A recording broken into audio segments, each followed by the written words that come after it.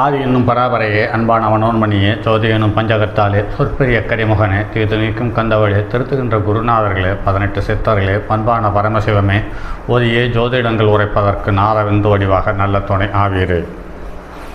உலகில் உள்ள தமிழ் பேசும் அனைத்து நல் உள்ளங்களுக்கும் மற்றும் ஜோதிட சான்றோர்களுக்கும் மூத்தோர்களுக்கும் ஆர்வலர்களுக்கும் மற்றும் இந்த காணொலியை காணும் உங்களுக்கும் ஆஸ்ட்ரோராஜின் இனிய நல்வணக்கங்கள். ஜோதிடம், ஆன்மீகம், வாழ்வியல், மருத்துவம் என்ற தலைப்பில் தொடர் காணொலிகளாக கொடுத்து வருகிறோம். அந்த வகை இன்று மருத்துவம் சார்ந்த மற்றும் ஒரு பதிவு.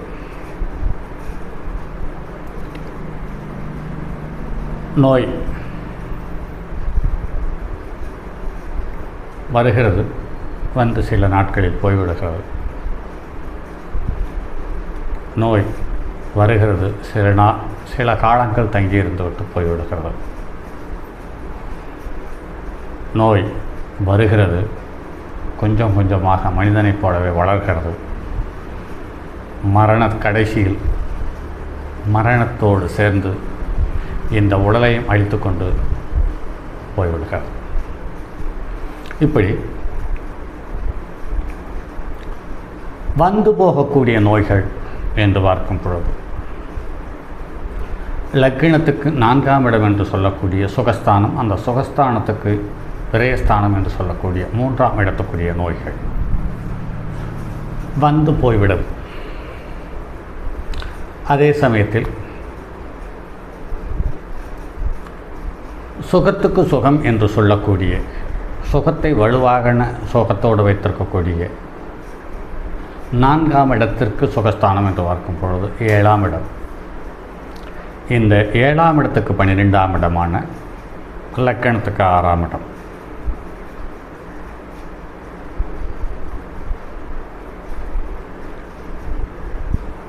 இந்த 6ஆம் இடத்தில் இருக்கக்கூடிய கிரகங்கள் வரும்பொழுது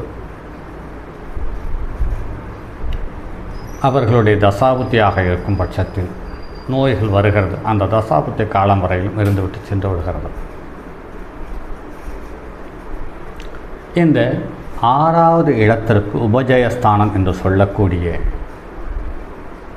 3, 6, 10, 11ஆம் இடம் என்று சொல்லக்கூடிய இந்த 6ஆம் இடத்துக்கு உபஜயஸ்தானமான 3ஆம் இடம் வலுக்கும் பொழுது மரணத்தை சந்திக்கக்கூடிய நிலையில் கொண்டு போய் விடுகிறது. அதாவது லக்னத்திற்கு 8ஆம் இடம், 6ஆம் இடத்திற்கு 3ஆம் இடம் உபஜயஸ்தானம். ஆக லக்னத்துக்கு 6ஆம் இடமும் 8ஆம் இடமும் சம்பந்தப்படும் பொழுது மரணத்துக்கு நிகரான கண்டத்தையோ அல்லது மரணத்தையோ தந்து விடுகிறது. இவர்களுடைய தசாபுத்திகள் வருட தசாபுத்திகளாக வருடத்தை அடையாளம் காட்டக்கூடிய பயிற்சிகளை கொண்ட தசாபுத்திகள் அல்லது பக்க பார்வைகளை கொண்ட கிரகத்தினுடைய தசாபுத்திகள்.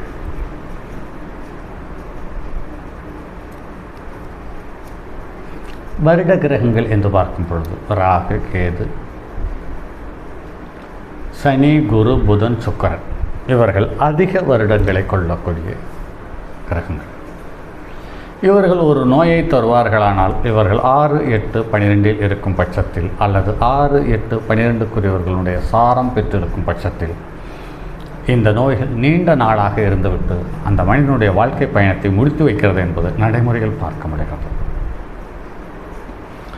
அப்படிப்பட்ட சில சம்பந்தப்பட்ட தகவல்கள் கண்டத்திற்கு அல்லது கண்டம் அல்லது மாரகத்திற்கான காரணத்தை தரக்கூடிய கிரக அமைப்பு என்று பார்க்கும் பொழுது, ஒருவருக்குள்ள நோயானது இறப்பு வரை தொடர்வதற்கு 8ஆம் அதிபதியும் 8இல் அமைந்துள்ள அல்லது 8ஆம் இடத்தை 8ஆம் இடத்தை பார்த்த ஒன்றுக்கு மேற்பட்ட பாபகரங்களுடைய தொடர்பு ஒரு மனிதனை வரும்பொழுது, நோய் வரும்பொழுது அது இறப்பு நாள் வரையில் சென்று விடுகிறது. 8ஆம் அதிபதி சூரியனாக இருந்து சூரியனுடைய தொடர்பான கிரகங்கள் 1, 6, 8 பாவாதிபதியுடன் சம்பந்தப்பட்ட அல்லது 1, 6, 8 பாவாதிபதியினுடைய தொடர்பு இருக்கும் பட்சத்தில் சூரியனுடைய காரகத்துவத்தால் நோய்கள் வருகிறது. அதாவது கட்டிகள், புண்கள் மற்றும் பரவக்கூடிய நோய்கள் இவை அனைத்தும் சூரியனுடைய காரகத்துவங்களால் வரப்படுகிறது. 8ஆம் அதிபதி சந்திரனாக இருப்பது அல்லது சந்திரனுடைய தொடர்புள்ள கிரகங்கள் 1, 6, 8 பாவாதிபதிகளுடன் சம்பந்தப்பட்டோ 1, 6, 8க்குரியவர்களுடைய தொடர்பு ஏற்படும் பட்சத்தில் அல்லது 1, 6, 8க்குரியவர்களுடைய நட்சத்திரம் சாரம் பெற்ற கிரகங்கள் 1, 6, 8ஆம் இடத்தை பார்க்கும் பொழுது உருவாகக்கூடிய நோய்கள் சந்திரனுடைய நோய்களாக அமைகிறது. இந்த நோய் நீர் சம்பந்தப்பட்ட நோய்கள், எளிதில் ஆறாத புண்கள், கட்டிகள் சம்பந்தப்பட்டது.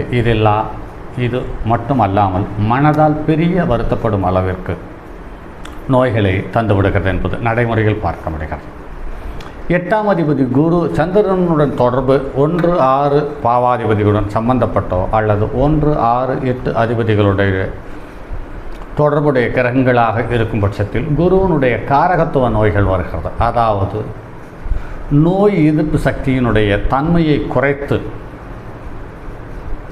உடலில் கொழுப்பு தன்மையை அதிகப்படுத்தி அதனால் ஏற்படக்கூடிய பக்க விளைவுகளால் ஏற்படும் நோய்களால் அவதிப்படுவதற்கான வாய்ப்பை கொண்டு பண்ணி தந்து விடுகிறது என்பது நடைமுறையில் பார்க்க முடிகிறது.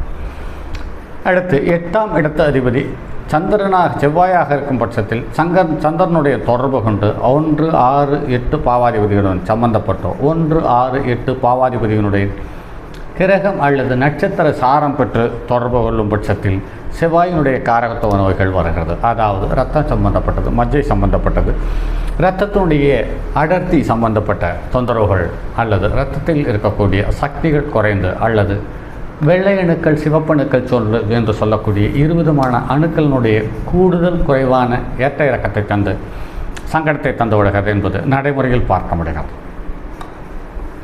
அது அடுத்தது 8ஆம் அதிபதி புதனாக இருக்கும் பட்சத்தில் சந்திரனுடன் தொடர்புடன் இருக்கக்கூடிய கிரகங்கள் 1, 6, 8 பாவாதிபதிகளுடன் சம்பந்தப்பட்டோ அல்லது 1, 6, 8க்குரியவனுடைய தொடர்பு கிரகங்களாக இருந்தால் புதனாக காரகத்துவ நோய்கள் வந்துவிடுகிறது என்பது நடைமுறையில் பார்க்க முடிகிறது.